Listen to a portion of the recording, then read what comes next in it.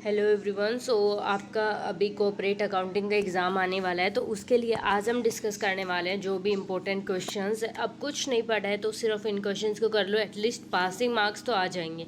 ठीक है, तो आज हम ऐसे कुछ क्वेश्चंस को देखने वाले हैं जिनसे आपके पासिंग मार्क्स आ जाए, इवन आपके अच्छे मार्क्स आ जाएँ।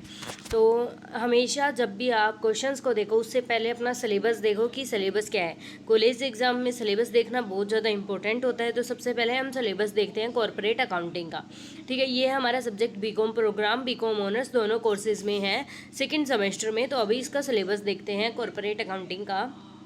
तो हमारा यहाँ पे सिलेबस है, हमें 5 यूनिट मिलेंगी, हर एक यूनिट 18 मार्क्स की आती है। ठीक है, तो हम पहले सिलेबस को एक बार देखते हैं। तो सिलेबस में पहली जो यूनिट है accounting for share capital and debenture, जो क्लास 12th में आपने पढ़ी थी शेयर कैपिटल और डिबेंचर की अकाउंटिंग, वो सभी सेम है इसमें। तो ये आप कर सकते हो।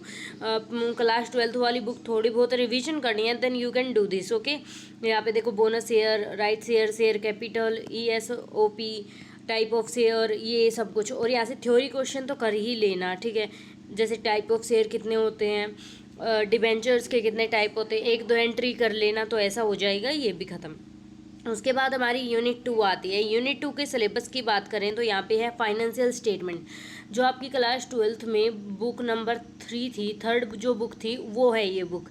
यहाँ पे आपको मिलेगा कैश फ्लो स्टेटमेंट, प्लस में रेशियो वाला चैप्टर मिलेगा यहाँ पे। तो ये 2 चैप्टर्स हैं। और यहाँ पे कुछ और चैप्टर हैं जैसे कि फाइनेंशियल स्टेटमेंट, ये करने की ज़रूरत नहीं है, मैं बता रही हूँ। कैश फ्लो स्टेटमेंट और रेशियो कर लो, इस यूनिट में अच्छे से मार्क्स आ जाएंगे। ठीक है, उसके बाद है हमारा valuation of intangible assets and shares. तो ये हमारे 2 चैप्टर्स हैं, एक गुडविल की वैल्यूएशन और दूसरी वैल्यूएशन ऑफ शेयर्स। तो गुडविल की हमने क्लास 12th जो बुक फर्स्ट थी उसमें की थी वैल्यूएशन, तो उसी को रिवीजन में डालना है। और एक 1 शॉट सीरीज आएगी, उसमें ये सारे क्वेश्चंस मैं कवर करूँगी, जो कि 1 या फिर 2 आवर्स की होगी। लेकिन अगर अभी उसके थोड़ा टाइम लगेगा, लेकिन आप ये कर सकते हो। आपने क्लास 12th में पढ़ी थी जिन टीचर से, जैसे कि रजत अरोरा सर या फिर बहुत ज़्यादा सर है, सुनील पांडे सर, तो उन सब टीचर से आप एक बार जाके इस चैप्टर को सर्च करो, valuation of goodwill, and 1 shot डाल दो और फिर उसको कर लो एक बार। ठीक है, फिर उसके बाद है हमारा नेक्स्ट चैप्टर अमगलेशन और इंटरनल रिकन्स्ट्रक्शन, तो इसको आप छोड़ सकते हो। यहाँ पे सिर्फ ये करना चाहो तो कर लो, ये हमने 12th में पढ़ा था। ये वाला टॉपिक बिल्कुल भी मत छेड़ना, बिकॉज अगर इसको करने लग गए ना तो पूरा सिलेबस कभी ख़त्म नहीं होगा। उसके बाद हमारे कोऑपरेट फाइनेंशियल रिपोर्टिंग, तो अभी इसको मत करो। जो मेरा 1 शॉट है यूट्यूब पे अपलोडेड है, इसकी वीडियो के डिस्क्रिप्शन में भी उसकी लिंक मिलेगी, तो वहाँ से आप उसका जो थ्योरी है वो कर लेना, क्योंकि ये यूनिट है पूरी थ्योरेटिकल है। और बीकॉम ऑनर्स की बात करूँ 32 मार्क्स की थ्योरी आएगी, और तो इतना पास नहीं हो सकते। और बीकॉम प्रोग्राम में 40+ आती है। यहाँ तो फिर भी चांसेस है बीकॉम प्रोग्राम में पास होने के थ्योरी के बेसिस पे, लेकिन ऑनर्स में पास होने के बिल्कुल भी चांसेस नहीं है। सो कोई भी उस पर डिपेंड नहीं होगा थ्योरी पे। तो हमें अब देखने वाले कि क्या क्या इंपॉर्टेंट क्वेश्चंस है। वैसे तो बेसिकली ओवरऑल डिस्कस कर लिया है, लेकिन एक तो आपको क्या करना है, सबसे पहले तो वो 1 शॉट वीडियो देखनी है जो इसमें न्यूमेरिकल कवर्ड है, और दूसरी थ्योरी वाली एग्जाम से पहले, और 1 शॉट वीडियो आप जब भी टाइम लगे जब उसमें नोटबुक लेके बैठना, सोल्व करना साथ साथ क्वेश्चंस को। अभी देखने वाले पेपर पैटर्न कैसा रहता है। तो ये हमारा यहाँ पे प्रीवियस ईयर क्वेश्चन है जो कि 2023 में आया था ये पेपर। देखो, बीकॉम ऑनर्स का है कॉर्पोरेट अकाउंटिंग का second semester, DSC discipline specific course होता है। 3 घंटे का पेपर होता है, 90 मार्क्स का। तो इतना सबको पता होता है, रोल नंबर ऊपर ये सब कुछ है। सारे क्वेश्चन अटैम्प्ट करने हैं तभी मार्क्स मिलते हैं। किसी भी क्वेश्चन को बिल्कुल नहीं छोड़ना, अगर कुछ भी नहीं आता तो भी कुछ ना कुछ लिखो, फॉर्मूला कुछ भी लिखो, क्वेश्चन में जो गिवन है उसी को लिख दो कम से कम।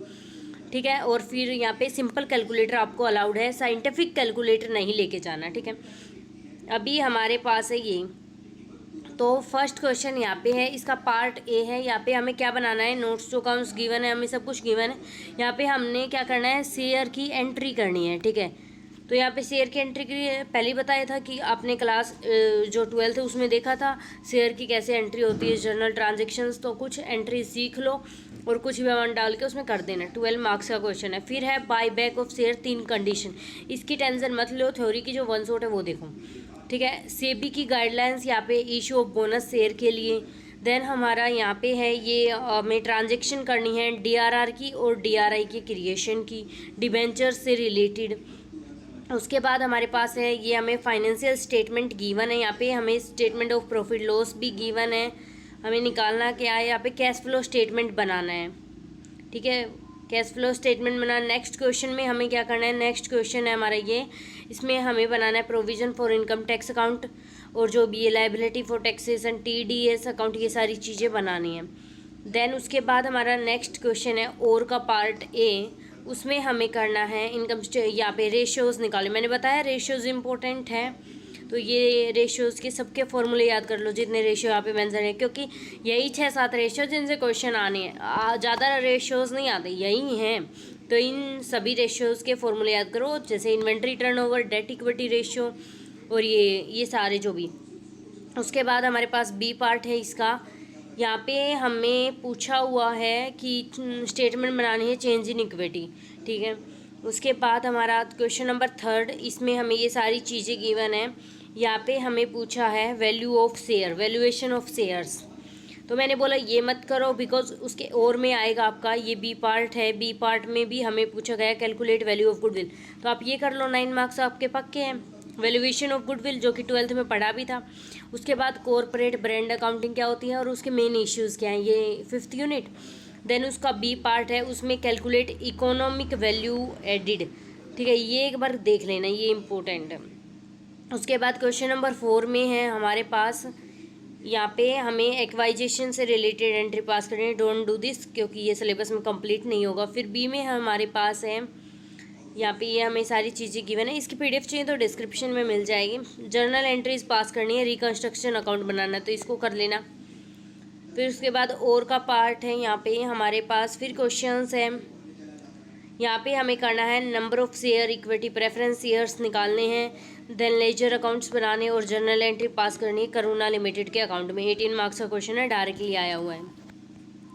फिर एनुअल रिपोर्ट क्या होती है और कॉन्स्टिट्यूट्स क्या होते हैं एनुअल रिपोर्ट के, और इन दोनों के बीच में क्या डिफरेंस होता है। ये थ्योरी का क्वेश्चन 10 मार्क्स का, अप्रोक्स 32 मार्क्स की थ्योरी आती ये फिर थ्योरी का क्वेश्चन है, नी 2 करने हैं यहाँ पे हमें, ठीक है। तो ये हमारा क्वेश्चन हो गया है पूरा, हमने पेपर पैटर्न देख लिया, सारे इंपॉर्टेंट क्वेश्चंस देख लिए, और वो वंस और ज़रूर कर लेना, और मैं गारंटी लेती हूँ आप ज़रूर पास हो जाओगे, ठीक है। तो ऑल द बेस्ट एवरीवन।